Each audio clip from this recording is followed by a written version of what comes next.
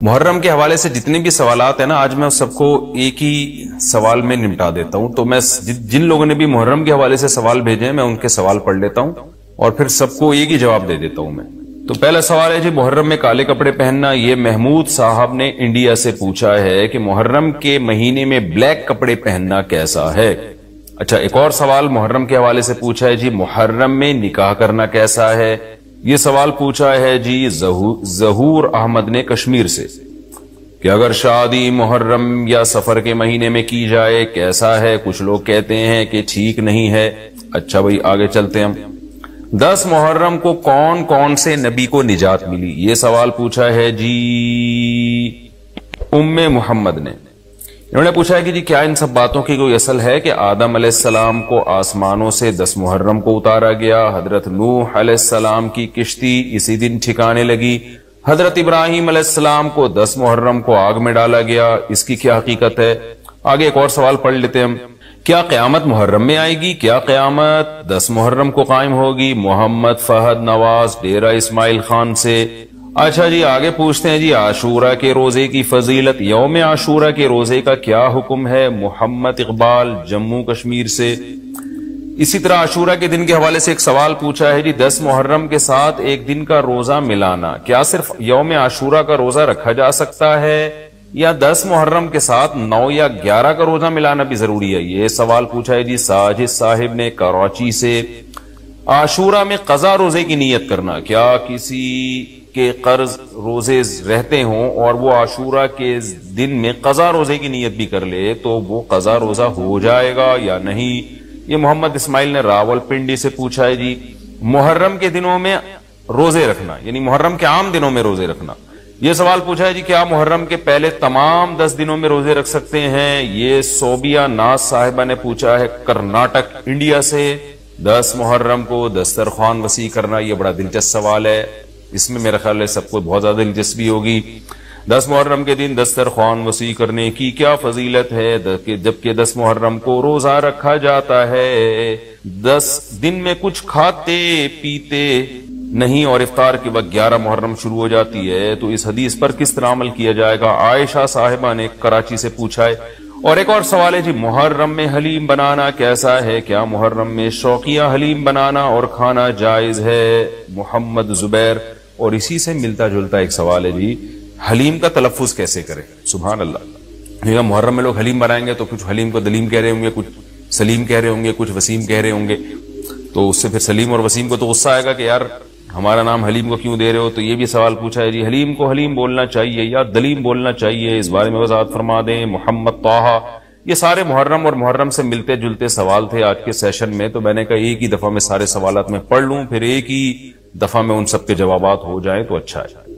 دیکھیں محرم کے بارے میں غلط فہمیاں بہت ساری ہیں. پہلے تو میں یہ عرض کروں محرم کی اسلام میں فضیلت کیا ہے اور کیوں ہے یہ فضیلت. رسول اللہ صلی اللہ علیہ وسلم نے فرمایا کہ محرم کو آپ صلی اللہ علیہ وسلم نے شہر اللہ قرار دیا ہے. صحیح حدیث ہے کہ آپ صلی اللہ علیہ وسلم نے فرمایا، صحیح مسلم کی حدیث ہے کہ رمضان کے روزوں کے بعد سب سے زیادہ جو روزے افضل ہیں وہ شہر اللہ المحرم، اللہ کے مہینے محرم کے، یعنی اللہ کی طرف اس محرم کی نسبت کی جا رہی ہے، تو یہ ایک بڑی فضیلت کی چیز ہے. اور قرآن میں جن 4 مہینوں کو محترم قرار دیا ہے، عرب ان مہینوں میں جنگ و جدال کو حرام سمجھا کرتے تھے کہ یار یہ ناجائز ہے، اس میں جنگ نہیں کرنی چاہیے، ان مہینوں کا احترام لازم ہے.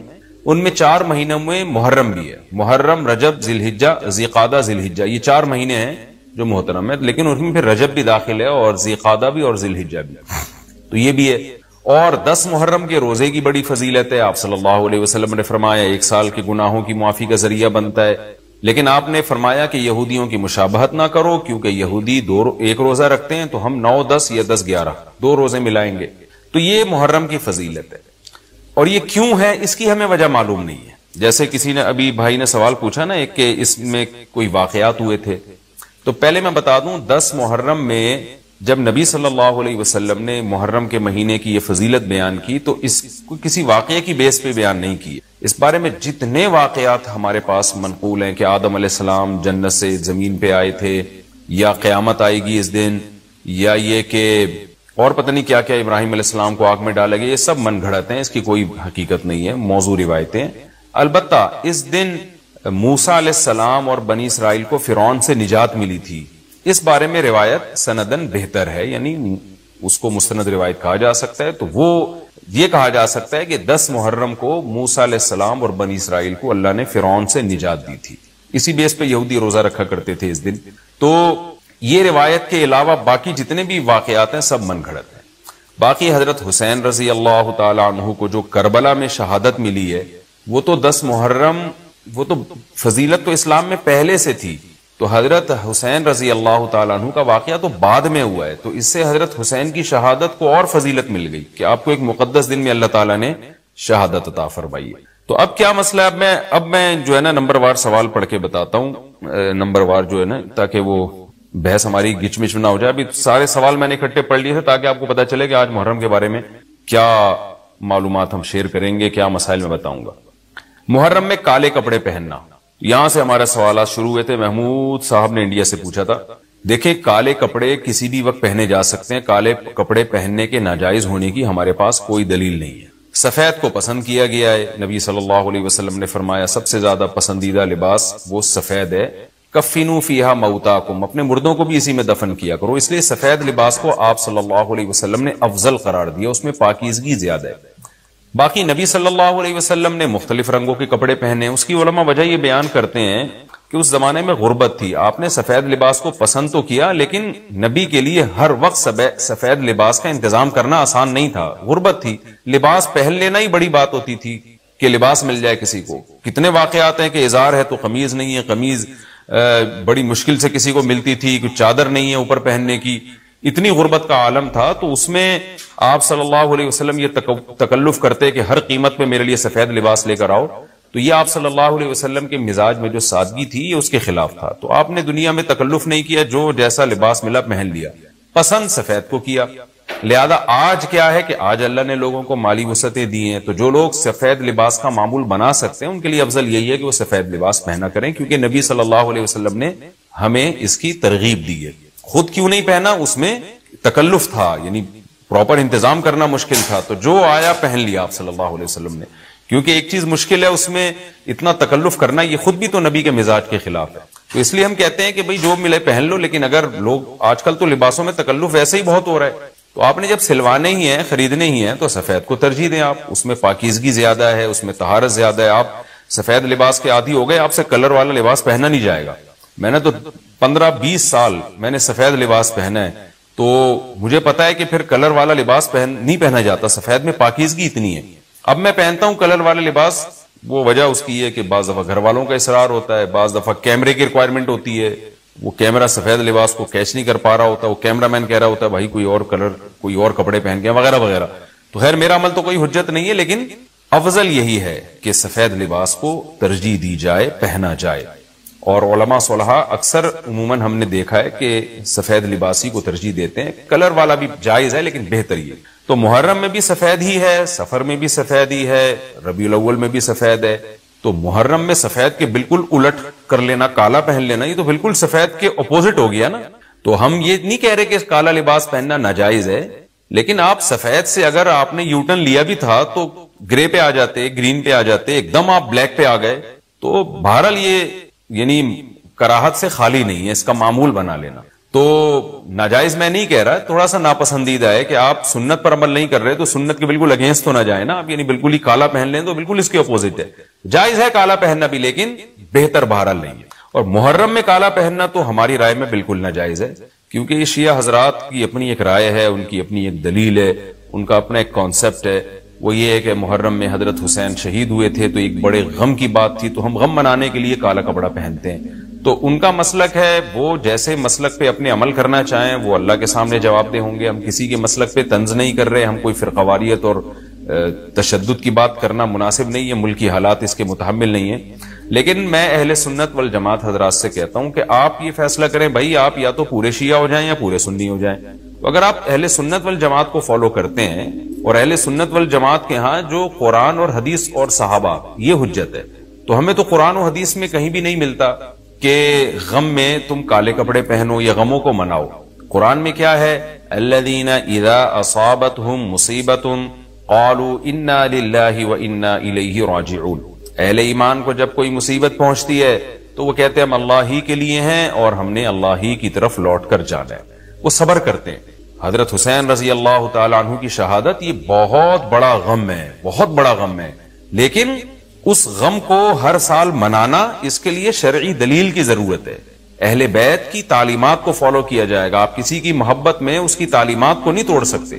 اہل بیت کی بھی یہی تعلیمات ہیں کہ صبر سے کام لینا چاہیے ہمیں. اور غم منانا بھی اگر کسی کا ہونا، جیسے آپ کے والد کا انتقال ہو گیا، تو اس میں بھی شریعت آپ کو اجازت نہیں دیتی کہ آپ کالے کپڑے پہنے غم منانے کے لیے، بلکہ اس میں بھی شریعت کیا کہتی ہے کہ غم پہ صبر کریں. جو آنسو آپ روک سکتے ہیں اس کو بہائیں نہیں، اور صبر کریں. غیر یعنی اختیاری طور پر جو آپ کو رونا آ رہا ہے وہ معاف ہے. تو جب غم پہنچا ہو اس وقت شریعت آپ کو غم کے طور پہ کالے کپڑے پہننے کی اجازت نہیں دے رہی. تو جب غم 1400 سال پرانا ہو اور ہر سال اس تاریخ پہ آپ کو منانے کی شریعت کیسے اجازت دے رہی ہے؟ یہ تو ایک طرح کی برسی ہو گئی نا. نبی صلی اللہ علیہ وسلم کے وفات سے بڑا غم کو اس امت کو ہوگا. ربیع الاول میں آپ صلی اللہ علیہ وسلم کی وفات ہوئی، لیکن ربیع الاول ہر سال آتا تھا. صحابہ، تابعین، تبع تابعین، خود اہل بیت کیا اس ربیع الاول میں کوئی غم مناتے تھے؟ بالکل بھی نہیں. اس مہینے میں شادیاں بھی کرتے تھے، جو خوشی کی بات ہوتی تھی اس پہ خوشی بھی مناتے تھے.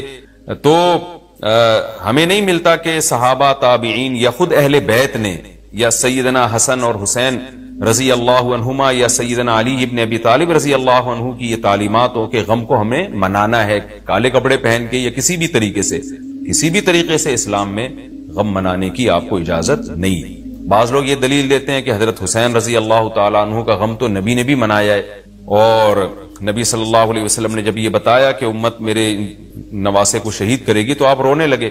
دیکھیں جب نبی کو اطلاع ملی تھی تو آپ غمزدہ ہوئے تو آپ کا رونا بالکل بجا تھا. تو کسی کو یہ اطلاع ملے کہ فلاں جگہ یہ واقعہ ہو گیا ہے، اس کو غم ہوا ہو اور وہ رو لیتا ہے تو اس میں کوئی حرج نہیں، یہ تو نیچرل ہے. لیکن کیا نبی صلی اللہ علیہ وسلم ہر سال، یعنی جس دن آپ کو وحی کے ذریعے پتا چلا کہ سیدنا حسین ابن علی رضی اللہ تعالیٰ عنہ پہ ظلم ہوگا، تو کیا ہر سال اس تاریخ کو آپ صلی اللہ علیہ وسلم رویا کرتے تھے؟ بالکل بھی ایسا نہیں ہے. تو غم کی اطلاع جس وقت ملی ہو اس وقت رونا آ جانا یہ نیچرل ہے، لیکن ہر سال پراپر اس رونے کو پراپر طریقے سے منانا یا کالے کپڑے پہن کے اس کو منانا یہ تو بالکل اسلام میں ناجائز ہے. ہمارے پاس اس کے جائز ہونے کی کوئی دلیل نہیں. تو شیعہ حضرات جو کر رہے ہیں آپ ان کو کرنے دیں، ان کو جا کے نہ چھیڑیں، آپ ان کو طنز نہ کریں. وہ ان کی جو رائے ہے وہ اس پر عمل کریں. اسلام میں فرقے تو ہیں ہمیشہ سے، ہم نے تو یہ دیکھنا ہے کہ کون سا صحیح ہے، ہم نے تو اس کو فالو کرنا ہے. تو جو ہمیں صحیح لگے گا ہم اس کو فالو کریں گے. باقی ہم کسی کے نفرتیں پھیلانے کے بہرحال ہم قائل نہیں. تو جو وہ کر رہے ہیں آپ ان کو کرنے دیں، لیکن آپ یہ کام ہرگز نہ کریں، کیونکہ ہمارے لیے جو حجت ہے وہ قرآن، حدیث اور اہل بیت اور صحابہ کرام. تو ان کی جو تعلیمات ہیں ہم نے اس کو فالو کرنا ہے. ان کی تعلیمات میں کہیں بھی نہیں ہے، کوئی مستند روایت نہیں ہے کہ غم منانے کے لیے کسی نے کالے کپڑے پہنے ہو. غم منانا ہی جائز نہیں ہے تو اس کے لیے کالے کپڑے یا کوئی اور کلر پہننا کہاں سے جائز ہو جائے گا. تو اس لیے محرم میں نارملی تو کوئی بھی وقت میں آپ کالے کپڑے پہن سکتے ہیں، لیکن محرم میں جب آپ پہنیں گے تو اس میں ایک تائید ہوتی ہے کہ گویا آپ بھی اس بدعت میں ان کی تائید کر رہے ہیں. اور رسول اللہ صلی اللہ علیہ وسلم نے فرمایا من تشبہ بقوم فہو منہم، جو کسی قوم کی مشابہت اختیار کرتا ہے وہ انہی میں سے. تو اگر آپ چاہتے ہیں کہ آپ کا شمار قیامت میں اہل سنت والجماعت میں نہ ہو، آپ کو شیعہ مسلک ٹھیک لگتا ہے تو پھر پراپر آپ شیعہ مسلک پراپر پورے طور پر اختیار کریں. آپ آدھا تیتر آدھا بٹیر چلنا تو ٹھیک نہیں ہے نا. اور اگر آپ چاہتے ہیں قیامت میں آپ کا شمار اہل سنت والجماعت میں ہو تو پھر مکمل اہل سنت والجماعت کو فالو کریں آپ. تو ان کو جو ہے اپنے حال پہ چھوڑ دیں. میں پھر بتا دوں، میں لڑائی جھگڑوں کا قائل نہیں ہوں. شیعہ حضرات آتے ہیں یہاں پہ بیٹھتے ہیں، گپ شپ لگاتے ہیں، چائے پانی بھی چلتا ہے. میرے دوستوں میں بھی ہیں بعض شیعہ حضرات، سلام دعا ہے ان سے، لیکن مذہب پہ بحث نہیں ہوتی. لکم دینکم ولی دین. ہم اس سے کہتے ہیں ٹھیک ہے بھائی آپ اپنے رائے پر عمل کریں، بحث مباحثہ نہ کریں. ہاں جو سیکھنے کے لیے ہم سے آنا چاہے محبت سے اس کو سمجھائیں گے، جو نہیں آ رہا سیکھنے کے لیے تو پھر ہم اس سے بحث نہیں کرتے. تو لڑائی جھگڑے نہ کریں، لیکن سنی حضرات کو، اہل سنت والجماعت کو، بل جماعت کا مطلب کیا ہے؟ ہم حدیث کو بھی مانتے ہیں، بل جماعت صحابہ کو بھی مانتے ہیں. تو صحابہ میں اہل بیت بھی داخل ہیں، اہل بیت کے علاوہ بھی صحابہ ہیں. تو کسی کی بھی، ہماری رائے تو یہی ہے کہ کسی کی بھی تعلیمات نہیں، ہمیں تو حدیث میں کچھ بھی نہیں ملتا. تو اللہ کا واسطہ آپ ایک رائے پر عمل کریں. اس لیے محرم میں آپ ان چیزوں کو فوکس نہ کریں. کالے کپڑے پہننا، غم منانا، یہ اسلام کی تعلیمات بالکل بھی نہیں. تو یہ تو میں نے سوال کا جواب دیا. کہ محرم میں اسپیسیفک کالے کپڑے اگر آپ پہنیں گے تو یہ ایک بدعت کی تائید ہوگی، تو نبی صلی اللہ علیہ وسلم نے تائید سے منع کیا ہے۔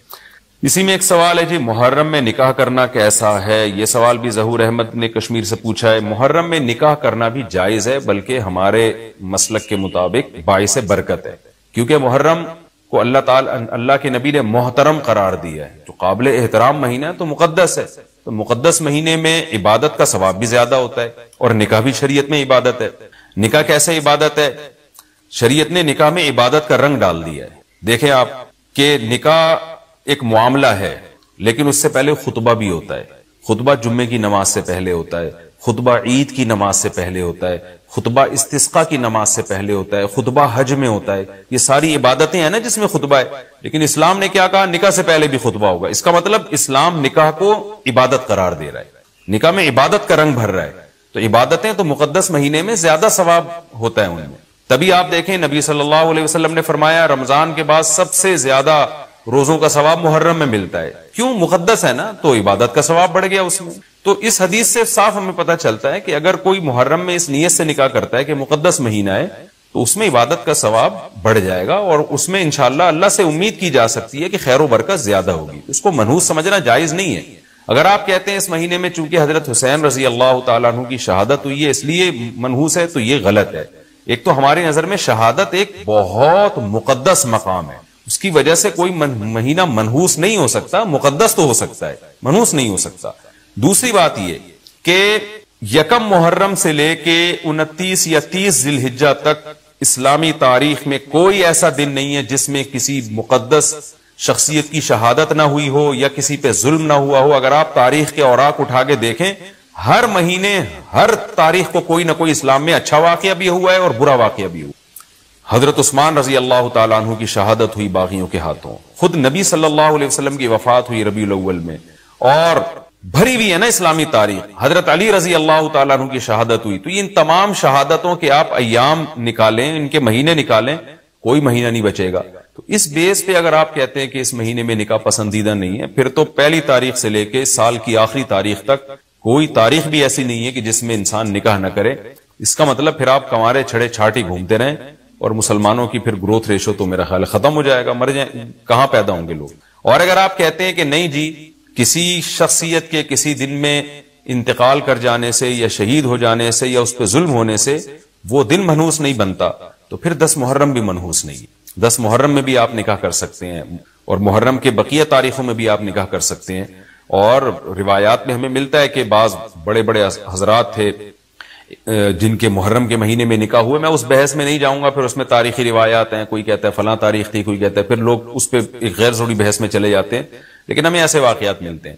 تو اس لیے اس بارے میں، اور پھر شریعت میں جلد نکاح کی ترغیب ہے۔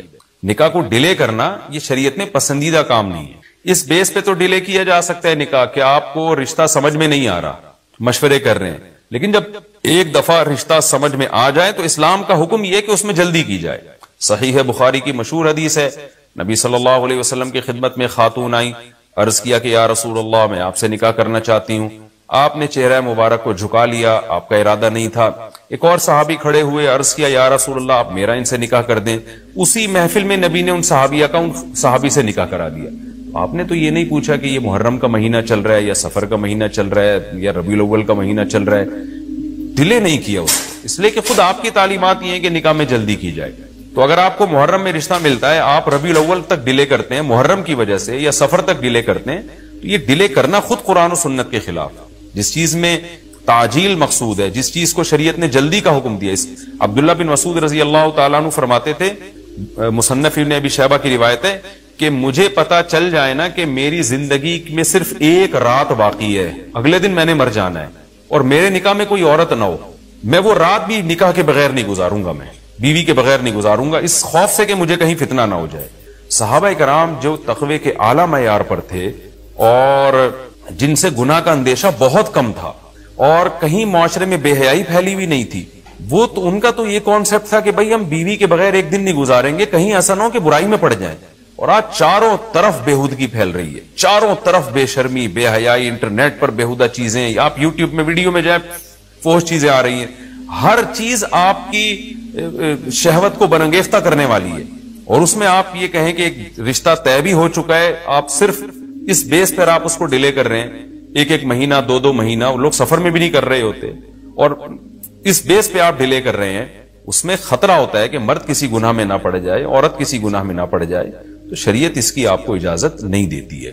اور پھر اس میں یہ بھی ہوتا ہے کہ اگر آپ ڈیلے کرتے ہیں تو منگنیاں توڑنے کا شیطان کو موقع بہت ملتا ہے۔ میرے سامنے ایسے درجنوں واقعات ہیں، رشتہ طے ہوا لیکن جی چونکہ محرم ہے یا سفر آ رہا ہے تو ہم ربیع الاول میں کریں گے، یا منگنی کو کسی بھی وجہ سے ڈیلے کر دیا، تو جب منگنی ڈیلے ہوتی ہے، یعنی نکاح ڈیلے ہوتا ہے، منگنی ہو گئی، نکاح کو ڈیلے کر رہے ہیں آپ، اس میں شیطان پھر دونوں کو لڑواتا ہے، منگنیاں ٹوٹتی ہیں، اکثر نفرتیں پھیلتی ہیں، غلط فہمیاں، بدگمانیاں شیطان کو پھیلانے کا موقع ملتا ہے۔ اس لیے شریعت میں تو منگنی کا لفظ ہی نہیں ہے، شریعت میں ہے خطبہ۔ خطبہ کا مطلب نکاح کا پیغام بھیجا، ان کو جب سمجھ میں آ گیا تو فوراً نکاح کر دیا، بیچ کا کوئی راستہ نہیں اللہ نے رکھا۔ تو چاہے وہ محرم ہو، چاہے وہ سفر ہو، چاہے وہ ربیع الاول ہو، چاہے وہ ربیع الثانی ہو۔ ہاں کوئی اس وجہ سے ڈیلے کر رہا ہے نکاح، کوئی واقعی شرعی عذر ہے اس کو، وہ بہت سارے مسائل ہیں، لیکن محرم کا ہونا بہرحال کوئی شرعی عذر نہیں ہے، تو اس لیے ہم اس میں نکاح کو جائز سمجھتے ہیں، باعث برکت سمجھتے ہیں۔ پھر میں بار بار بتا رہا ہوں کہ جو وہ شیعہ حضرات جو کر رہے ہیں ان کو کرنے دیں، میں آپ کو آپ کے مسلک کی بات بتا رہا ہوں۔ ہم جو قرآن و سنت کو اور اصحاب رسول کو فالو کرتے ہیں اور اہل بیت کو بھی مانتے ہیں، ہم ان کی بات کر رہے ہیں۔ وہ بھی دعویٰ کرتے ہیں کہ ہم مانتے ہیں، تو ان کو ان کے دعوے پہ رہنے دیں، ہم تو وہی بات کریں گے جو ہمیں صحیح لگے گی۔ اچھا بھائی، یہ بھی ایک سوال پوچھا ہے جی، 10 محرم کو کون کون سے نبی کو نجات ملی؟ یہ بھی سوال میں نے دہرایا تھا، ام محمد نے پوچھا ہے۔ تو دیکھیں اس بارے میں صرف ایک واقعہ مستند ہے، حضرت موسیٰ علیہ السلام کو فرعون سے نجات ملی، اس کے علاوہ 10 محرم کی طرف جتنے قصے منقول ہیں، ابراہیم علیہ السلام کو آگ میں ڈالا گیا، پھر آدم علیہ السلام دنیا میں آئے، یا اس دن قیامت آئے گی، یہ سب من گھڑت ہے، ان کی کوئی حیثیت نہیں ہے، ان کو نہیں بیان کرنا چاہیے۔ یہ بھی سوال ہو گیا قیامت کیا محرم میں آئے گی؟ ایسا نہیں ہے، ہمیں نہیں پتا محرم میں آئے گی یا سفر میں آئے گی۔ سورہ طٰہٰ میں اللہ نے صاف طور پر بتا دیا کہ اکاد اخفیہا لتجزا کل نفس بما تسعی، میں قیامت کے دن کو چھپا دوں گا۔ اللہ نے کسی کو نہیں بتایا کس دن آئے گی، وہ آئے گی تو اچانک آئے گی۔ اچانک وہی چیز ہوتی ہے جس کی ڈیٹ کا ہمیں علم نہیں ہوتا۔ لا تأتیکم الا بغتہ، قرآن کہتے ہیں اچانک آئے گی، تو اچانک کا مطلب اس کی ڈیٹ اللہ نے، اس کا سال، اس کا مہینہ اللہ نے ہمیں نہیں بتایا، تبھی تو اچانک آئے گی وہ۔ اچھا بھائی، عاشورہ کے روزے کی فضیلت جموں کشمیر سے پوچھا محمد اقبال نے، وہ میں نے آپ کے سامنے بیان کر دی۔ نبی صلی اللہ علیہ وسلم نے فرمایا 1 سال کی گناہوں کا کفارہ ہے۔ اچھا یہ بھی اسی میں پوچھتے ہیں کہ لوگ کہ 2 دن کے روزے ضروری ہیں یا 1 دن کا بھی روزہ رکھ سکتے ہیں؟ تو بعض علماء کی رائے یہ کہ اس زمانے میں 1 روزہ بھی جائز ہے، کیونکہ نبی صلی اللہ علیہ وسلم نے یہودیوں کی مشابہت کی وجہ سے حکم دیا تھا کہ 2 ملاؤ۔ اب یہودی یہ روزہ نہیں رکھتے، جو ہمیں جہاں تک نالج ہے، تو اب چونکہ وہ رکھتے ہی نہیں ہیں، لہذا اب 1 روزہ بھی اگر کوئی رکھ لے تو بھی ٹھیک ہے، 2 اچھا ہے، نہیں رکھا جاتا تو 1 بھی رکھ لے تو بھی امید ہے انشاءاللہ ثواب ملے گا۔ اچھا اس میں یہ بھی پوچھا ہے دسترخوان پہ، میں ابھی آ رہا ہوں، دسترخوان محرم میں وسیع کرنا کیسا ہے؟ لوگ وہ دسترخوان پہ کان لگا کے بیٹھے ہوئے ہوں گے، وہ دسترخوان کب آئے گا مارکیٹ میں؟ اچھا یہ بھی ایک سوال پوچھتے ہیں لوگ کہ جیسے بھائی نے پوچھا کہ 2 یعنی قضا روزے کی نیت کرنا، یہ راول پنڈی سے محمد اسماعیل نے پوچھا تھا۔ خوب سمجھ لیں، جن دنوں کا بھی کوئی فضیلت ہے نا روزہ رکھنے کی، جیسے پیر جمعرات کے روزے کی فضیلت ہے، ایام 20 کے روزے کی فضیلت ہے، اسی طرح 10 محرم کے روزے کی فضیلت ہے، اسی طرح 9 ذی الحجہ کے روزے کی فضیلت ہے، ان میں آپ قضا کی نیت نہیں کر سکتے۔ اگر قضا روزے کی نیت کی تو قضا روزے کا ثواب ملے گا، اس دن کے ثواب سے آپ محروم ہو جائیں گے۔ خوب سمجھ لیں، شوال کے 6 روزوں میں بھی ایسا ہی ہے۔ خواتین کیا کرتی ہیں، مینسز کی وجہ سے جو رمضان کے روزے چھوٹ گئے، انہوں نے کہا چلو شوال کے 6 روزے کی نیت بھی کر لو اور رمضان کے قضا روزے کی نیت بھی کر لو، تو گریوی میں دونوں کام ہو جائیں گے۔ تو ایسا نہیں ہے، ایک ہی ہوگا، یا تو قضا رکھیں یا نفل۔ اگر قضا روزے رکھے تو پھر وہ نفل کا ثواب نہیں ملے گا، نفل رکھے تو قضا کا ثواب نہیں ملے گا۔ ان روزوں میں تداخل نہیں ہوتا، نفل اور قضا روزے جمع نہیں ہو سکتے، تو اس لیے عاشورہ کے دن عاشورہ کی نیت ہی کریں، قضا پھر پہلے یا بعد میں رکھ لیں۔ اچھا جی، اب میں آتا ہوں جی محرم میں دسترخوان وسیع کرنا کیسا ہے؟ اس بارے میں ایک روایت ہے کہ عاشورہ کے دن جو اپنے اہل و عیال پر دسترخوان وسیع کرے گا، ان کو کھلائے گا، تو اللہ اس کے رزق میں برکت دیں گے۔ یہ روایت سند کے لحاظ سے کمزور ہے، بعض علماء کی رائے یہ ہے کہ اگرچہ کمزور روایت ہے مگر فضائل میں چلتی ہے، تو کوئی اچھی نیت سے دسترخوان وسیع کر دے، وسیع کر رہا ہے نا، کوئی یتیم کے منہ سے نوالا تو نہیں چھین رہا نا، کھلا ہی رہا ہے، تو اگر کوئی گھر والوں پہ اس دن اچھا کھلا دے گا تو اس میں کیا حرج ہے. بعض علماء کی یہ رائے ہے, وہ بھی اصحاب علم ہے, لیکن بندہ ایک کو ہمیشہ سے ایک اشکال رہا ہے کہ جب ایک بالکل بے غبار صحیح حدیث ہمارے سامنے موجود ہے تو اس کے مقابلے میں ایسی کمزور روایت کو ہم کس بیس پہ ترجیح دے سکتے ہیں. ہمارے سامنے جو بے غبار اور بالکل مستند حدیث ہے جس کی سند پہ کوئی کلام نہیں ہے, وہ ہے روزہ. عاشورہ کے دن روزہ رکھنا چاہیے. روزہ اور دسترخوان آپس میں جمع نہیں ہو سکتے. یعنی عاشورہ کے دن جب آپ دسترخوان وسیع کریں گے تو روزہ کیسے رکھیں گے؟ تو بعض لوگوں نے یہ تعویل کی ہے کہ افطاری میں کر لیں آپ. تو افطاری میں تو 10 تاریخ نہیں رہے گی نا, 11 شروع ہو جائے گی, وہ تو 11 محرم ہو جائے گی. بعض لوگوں نے یہ کہا کہ جی 9 محرم کو جب سورج غروب ہو تو عاشورہ کی رات کو دسترخوان وسیع کر لیں. تو حدیث کے ظاہر سے تو عاشورہ کا دن معلوم ہوتا ہے کہ جب عاشورہ والا دن شروع ہو چکا ہو, یعنی صبح صادق کے بعد. یعنی حدیث میں تکلفات کرنے پڑ رہے ہیں, اس کی تعویلات کرنی پڑ رہی ہیں. تو اس بارے میں علامہ ابن تیمیہ رحمہ اللہ کی رائے ہمیں بہت صحیح معلوم ہوتی ہے. انہوں نے یہ لکھا ہے کہ اصل میں ہوا یہ تھا کہ جب شیعہ حضرات نے عاشورہ کے دن کو منحوس سمجھنا شروع کر دیا کہ یہ منحوس دن ہے اور اس میں غم کا دن ہے, تو بعض سنیوں نے ان کے مخالفت میں نا اس کو خوشی کا دن منانا شروع کر دیا. یعنی ہوتا ہے نا آپ کسی کی مخالفت میں حد سے تجاوز کرتے ہیں, تو انہوں نے خوشی کے دن کے لیے اس میں کھانے پینے کی روایتیں گڑھ لی, کھاؤ پیو کھلاؤ پلاؤ, تاکہ بالکل ان کی مخالفت ہو. تو حقیقت یہی معلوم ہوتا ہے کہ چونکہ صحیح حدیث میں روزے کا تذکرہ ملتا ہے اور روزہ اور کھلانا پلانا جمع نہیں ہو سکتے. اگر یہ جو دوسری عاشورہ کے میں کھانا کھلانے والی حدیث بھی بالکل بے غبار اور مستند ہوتی نا, تو ہم دونوں کو جمع کر کے تعویلات کر لیتے کہ جی افطار میں کھلا دو اور سارا دن روزہ رکھو, یا نابالغ بچوں کو دن میں کھلا دو اور بڑوں کو روزہ رکھوا دو. تو ہم تعویلات کرتے اگر یہ اسی ٹکر کی حدیث ہوتی. لیکن یہ کمزور حدیث ہے تو اس کو اتنی صحیح مستند روایت کے مقابلے میں ہم کیسے لا سکتے ہیں. تو وہ ابن تیمیہ رحمہ اللہ کی بات کافی معقول معلوم ہوتی ہے کہ بعض شامی لوگوں نے یہ روایت کو گڑھا ہے صرف شیعہ لوگوں کی دشمنی اور مخالفت میں کہ اس کو خوشی کا دن. تو عاشورہ کا دن تو نہ غم کا دن ہے نہ خوشی کا دن ہے, عبادت کا مقدس دن ضرور ہے, تو برکت کا دن ضرور ہے. تو اس لیے اس میں صحیح بات یہی معلوم ہوتی ہے کہ یہ کھلانا پلانا والا جو روایت ہے یہ ہمیں صحیح معلوم نہیں ہوتی. روزہ رکھیں, اور افطاری میں تو ویسے ہی دسترخوان وسیع کرنا چاہیے. افطاری میں سموسے پکوڑے جلیبیاں بچوں کو کھلائیں تاکہ ان کو روزہ رکھنے کی اور زیادہ حوصلہ افزائی ہو. تو اس لیے ہماری رائے اس میں یہی ہے کہ عاشورہ کے دن بس روزہ ہی کی فضیلت ہے, دسترخوان والی بات ہمیں ٹھیک معلوم نہیں ہوتی. کیونکہ اس کے مقابلے میں جو ہے نا دسترخوان والی حدیث کے مقابلے میں زیادہ صحیح حدیث ہے جو روزہ تو کھانا پینے سے اجتناب کا نام ہے, اور افطاری میں تو ویسے ہی آدمی کھا لیتا ہے, وہ اس کے لیے پھر ضرورت نہیں ہے الگ سے ہمیں کسی روایت کی. اچھا بھائی, اور بھی محرم کے حوالے سے لوگ سوال پوچھتے ہیں. کالے کپڑے بھی ہو گئے, اور کیا رہ گیا بھائی؟ حلیم رہ گیا. حلیم محرم میں حلیم بھی بناتے ہیں لوگ, تو بے اصل چیز ہے, بدعت ہے. کچھ ثواب سمجھ کے کریں گے, بدعت ہے. بعض لوگ کہتے ہیں ہم ثواب سمجھ کے نہیں کر رہے, ویسے ہی سب بنا رہے ہیں تو ہم بھی بنا رہے ہیں. تو بدعت کی تائید تو ہو رہی ہے نا. پورا سال پڑا ہے حلیم کھانے کے لیے, آپ کو کیا مصیبت ہے کہ آپ محرم میں دیکھ پکائیں؟ پورے سال کیوں نہیں پکا رہے تھے آپ؟ تو جب ایک رسم معاشرے میں غلط رسم پھیل جاتی ہے تو اس کا بائیکاٹ کرنا چاہیے. تو آپ نہ بنائیں, کسی اور مہینے میں بنا لیں آپ. تو پوری رات دیگیں چل رہی ہوتی ہیں مذہب کے نام پہ, تو یہ کام نہ کیا جائے نا. اور جو لوگ کہتے ہیں مذہب کے نام پہ نہیں کر رہے, ہم تو ویسے انٹرٹینمنٹ کر رہے ہیں, تو یار کسی اور دن کر لو بھائی, تم پورا سال پڑا ہوا ہے نا. ہم نے کب کہا ہے کہ آپ دیگیں نہ پکائیں؟ آپ پکائیں, پوری رات گھوٹے لگائیں اس میں, کسی اور دن کر لیں آپ. اس لیے اسلام کو بچائیں خرافات سے. اسلام کو ہمارے ذمے ہے کہ ہم اسلام وہی ہے جو نبی لے کر آئے. الیوم اکملت لکم دینکم واتممت علیکم نعمتی ورضیت لکم الاسلام دینا. اللہ کہتے ہیں آج کے دن میں نے دین مکمل کر دیا. جب یہ آیتیں نبی پہ نازل ہو گئیں تو اس میں حلیم نہیں تھا, محرم کا حلیم. دین مکمل ہو چکا, اس کو رہنے دیں آپ. اور پھر وہی ہے کہ جب آپ روزہ رکھیں گے تو حلیم کھائیں گے کس وقت؟ رات کو آپ کھائیں گے تو رات کو تو ویسے ہی کم کھانا چاہیے. سونے کے لیے اللہ نے رات بنائی ہے, کھانے پینے کے لیے تھوڑی بنائی ہے رات. دن میں آپ نے روزہ رکھنا ہے, تو وہ یہ روزے سے بھی میچ نہیں کر رہا یہ جو حلیم ہے نا.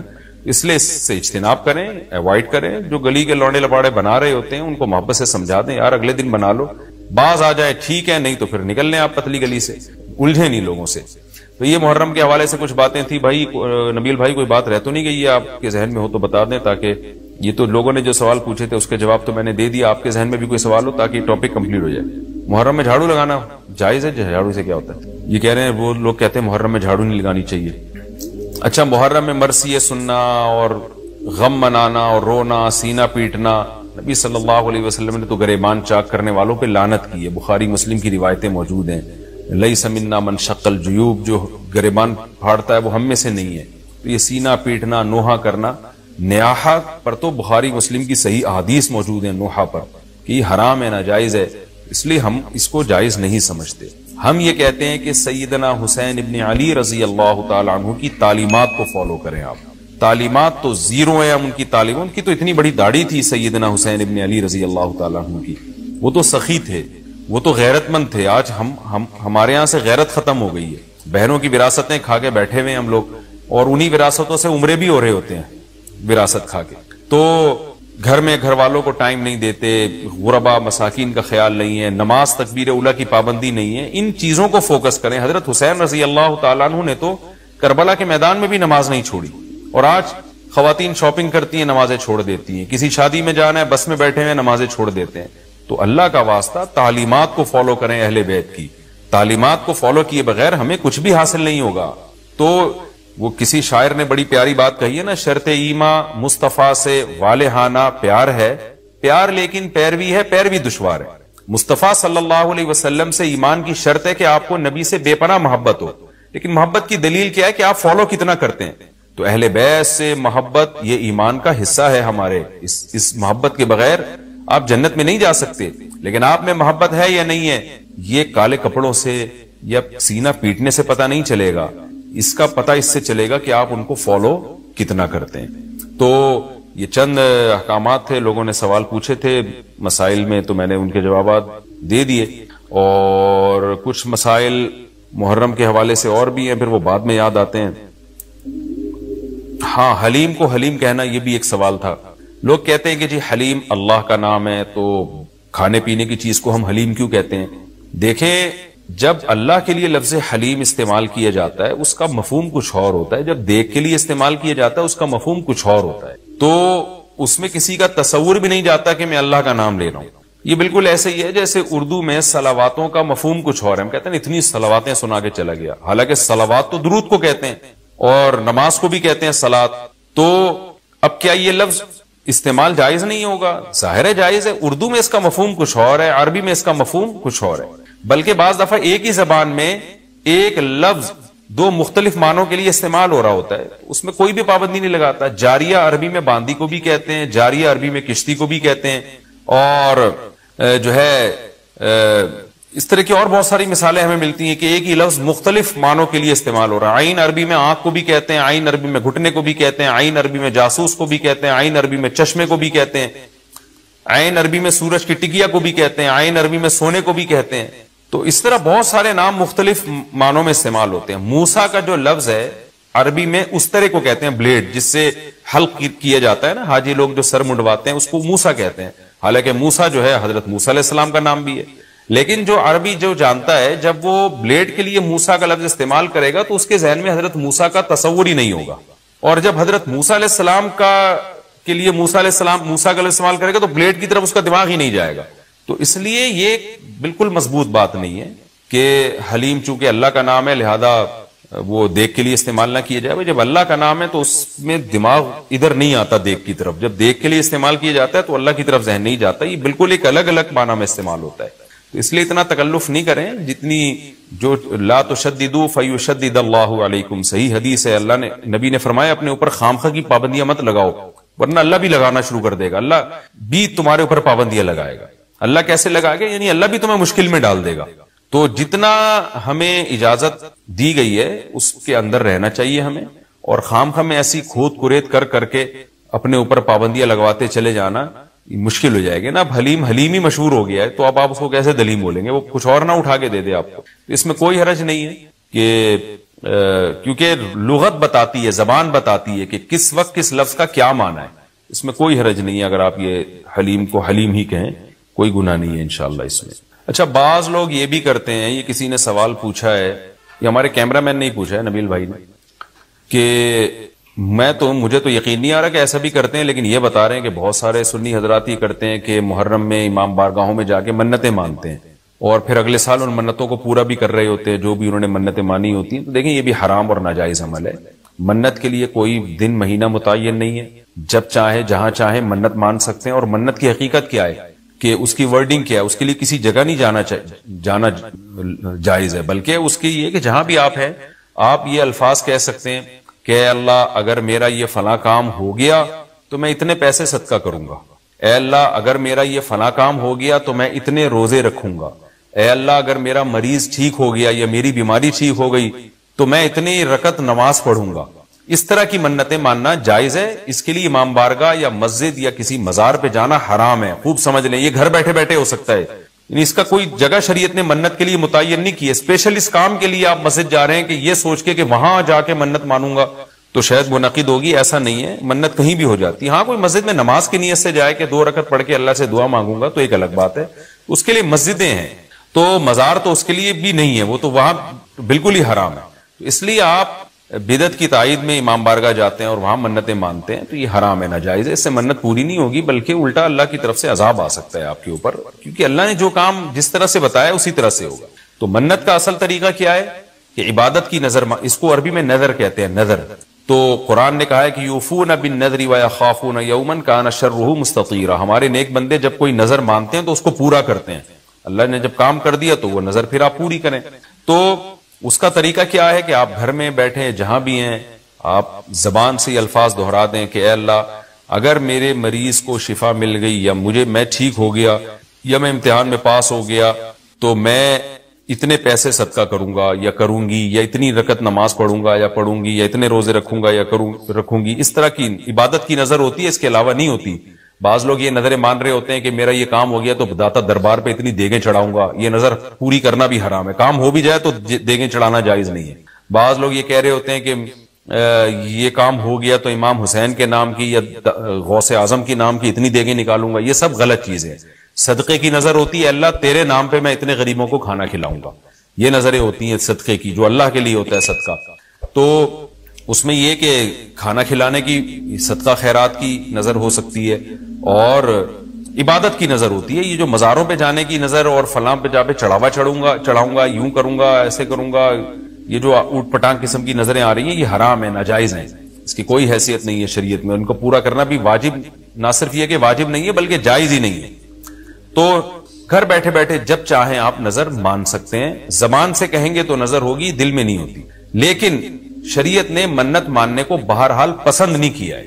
نبی صلی اللہ علیہ وسلم نے فرمایا کہ جو نظر مانتا ہے نا وہ تقدیر کو تو نہیں ٹال سکتا، اللہ اس کے ذریعے کنجوس سے پیسہ نکلوا دیتے ہیں. یعنی تقدیر میں بیماری ٹھیک ہونا ہوگی تو ہو جائے گی، کامیابی ہوگی تو ہوگی وہ تو. لیکن کیا ہوتا ہے کہ بندہ ٹھیک ہو جاتا ہے اور جو آدمی کبھی صدقہ نہیں کرتا اس بہانے اس کی جیب سے، کنجوس کی جیب سے پیسے نکل جاتے ہیں. ویسے تو دے نہیں رہا تھا صدقہ تو اللہ نے بیماری میں ڈال دیا، چل اب منت مان تاکہ میں بیماری ٹھیک کروں اور تو اب پیسے نکال یہاں سے. تو کنجوسوں کے ذریعے، کنجوسوں کا پیسہ نکلوانے کے لیے یہ کام ہوتا ہے. بے نمازیوں کو نماز پڑھوانے کے لیے، جو روزہ نہیں رکھتے ان کو روزہ رکھوانے کے لیے. تو اس حدیث سے پتہ چلتا ہے کہ منت اور نظر کو جائز ہے لیکن پسند نہیں کیا گیا. علماء نے اس کی وجہ بیان کی ہے کہ یہ ایک طرح سے نا اللہ سے ایک طرح کا مقابلہ چل رہا ہے کہ اللہ میرے مریض کو یا مجھے ٹھیک کر دے تو میں اتنے روزے رکھوں گا. یعنی بارگیننگ ہو رہی ہے اللہ تعالیٰ سے کہ اگر نہیں ٹھیک کیا تو میں نہیں رکھتا، جا بھائی. اے اللہ اگر میں پاس ہو گیا نا تو میں 1 لاکھ روپے صدقہ کروں گا، اگر نہیں ہوا تو ہم بھی صدقہ نہیں کر رہے. تو ایک طرح کا نا مقابلہ چل رہا ہے. عبدیت یہ ہے کہ اللہ تو مجھے پاس کرے گا تو بھی 1 لاکھ روپے دوں گا، نہیں کرے گا تو بھی 1 لاکھ روپے دوں گا، اس لیے کہ میں تو تیرا بندہ ہوں. لیکن تو مجھے ویسے ہی پاس کر دے امتحان میں، چاہے میں 1 لاکھ دوں یا نہیں دوں، میں تو تیرا بندہ ہوں، میں تو فقیر ہوں. فقیر بارگیننگ تھوڑی کرتا ہے. سیٹھ صاحب آپ نے مجھے اگر 100 روپے دیے نا تو میں بھی آپ کا فلاں کام بنا دوں گا. فقیر کہتے ہیں اللہ کے نام پہ 100 روپے دے دو، میں فقیر پھٹا پرانے کپڑے میرے، میں کیا کروں گا یار آپ کے لیے. تو اللہ سے بھی بھکاریوں کی طرح مانگنا یہ اللہ کو زیادہ پسند ہے. منت ماننا بھی جائز ہے لیکن پسندیدہ کام نہیں ہے. ہاں جس طرح سے امام بارگاہوں میں یا مزاروں میں جا کے منتیں مانی جا رہی ہیں وہ بالکل حرام ہے، بالکل ناجائز ہے. اور اس کے لیے محرم کا دن متعین کرنا یہ سمجھ کے کہ اس میں منت زیادہ پوری ہوگی یہ بھی حرام ہے، ناجائز ہے اور بدعت کی تائید ہے. اس سے آپ سب لوگ اجتناب کریں، اس سے گناہ ملتا ہے.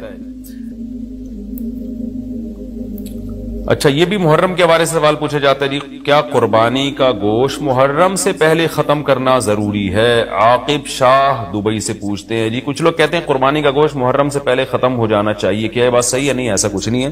قربانی کا گوشت آپ پورے سال چلا سکتے ہیں اگر محفوظ رکھ رہے ہیں. لیکن وہی ہے کہ کھا لیں جلدی تو اچھی بات ہے، تازہ تازہ گوشت کھا لیں. محرم میں بھی بہت 2 مہینے ہو جاتے ہیں، تاخیر ہو جاتی ہے، تو اس لیے بہتر یہی ہے کہ پہلے کھا کے ختم کریں. لیکن اگر کوئی محفوظ بھی رکھتا ہے تو کوئی گناہ اس میں نہیں ہے. اچھا، ایک اور سوال سبیلوں کے حوالے سے پوچھا جاتا ہے کہ محرم میں سبیلیں لگانا، ان سبیلوں سے پانی پینا. تو دیکھیں وہ بھی شیعہ حضرات کا مسلک ہے، ان کا کانسیپٹ ہے کہ وہ حضرت حسین کے نام کی سبیلیں لگاتے ہیں. میں بار بار کہہ رہا ہوں کسی کو چھیڑے نہیں، اپنا مسلک چھوڑے نہیں، دوسرے کو چھیڑے نہیں. یہ میں اہل سنت والجماعت کے لیے مسائل ریکارڈ کروا رہا ہوں کہ ہمارے لیے کسی بھی چیز کے جائز اور ثواب ہونے کے لیے دلیل کی ضرورت ہے. دلیل قرآن و سنت ہے، صحابہ ہیں. تو ہمیں نہ اہل بیت سے اس کا کوئی ثبوت ملتا ہے، نہ صحابہ سے، نہ قرآن و سنت سے کہ محرم میں صحابہ نے سبیلیں لگائیں. حضرت حسین رضی اللہ تعالیٰ عنہ کی شہادت کے بعد اہل بیت میں سے کسی نے سبیلیں لگائی ہوں یا انہوں نے سبیلیں لگانے کا حکم دیا ہو، کہیں بھی نہیں ملتا. یہ عمل بھی بدعت ہے، ناجائز ہے، اس سے اجتناب کریں. اور ایک عجیب بات ہے، کبھی آپ اس کو غم کا مہینہ کہتے ہیں اور کالے کپڑے پہنتے ہیں اور سبیلیں لگا کے لوگوں کو شربت پلا رہے ہیں. تو یہ تو خوشی کے موقع پہ ہوتا ہے نا، خوشی کے موقع پہ کھلایا پلایا جاتا ہے. تو یہ ایک کنفیوژن ہے کہ یہ خوشی منا رہے ہیں کہ غم منا رہے ہیں. تو کھلانا پلانا خوشیوں کے موقع پہ ہوتا ہے. تو اس لیے آپ ان چیزوں سے اجتناب کریں، نہ سبیل لگائیں، نہ اس پہ کھڑے ہو کر پانی پئیں. جو لگا کے بیٹھا اس کو چھیڑے نہیں، آپ تنگ نہ کریں، وہ اس کا مسلک ہے، اس کو چھوڑ دیں. دنیا میں بہت سارے فرقے ہیں، کس کس کو آپ قابو میں کریں گے؟ ملک میں انارکی پھیلتی ہے، ملک میں فسادات ہوتے ہیں. کسی سے نفرت کرنے کی ضرورت نہیں ہے، کسی کو ٹاؤنٹنگ کرنے کی ضرورت نہیں ہے، طنز تانے کی ضرورت نہیں ہے. جو لگا کے بیٹھا ہوا ہے لگائے، جو پی رہا ہے اس کو پینے دیں، چھیڑے نہیں. لیکن میں آپ کے لیے یہ کہہ رہا ہوں جو اس وقت میرا پروگرام سن رہے ہیں، اگر آپ قرآن و سنت ہی کو فالو کرتے ہیں، آپ اہل سنت والجماعت میں ہیں، یا تو میں بار بار کہتا ہوں پورے شیعہ ہو جائے نا. پھر آپ ڈبل مسلکوں پہ چلنا تو یہ دنیا میں کسی کا بھی اصول نہیں ہے کہ آدھا ادھر آدھا ادھر، وہ تو کہیں کا بھی نہیں ہوتا. یا تو پورے ادھر ہو جائیں یا پھر پورے اہل سنت والجماعت بن جائیں. تو اہل سنت والجماعت کے ہاں یہ سبیلیں لگانا یہ جائز کام نہیں ہے، کیونکہ قرآن و سنت سے اس کا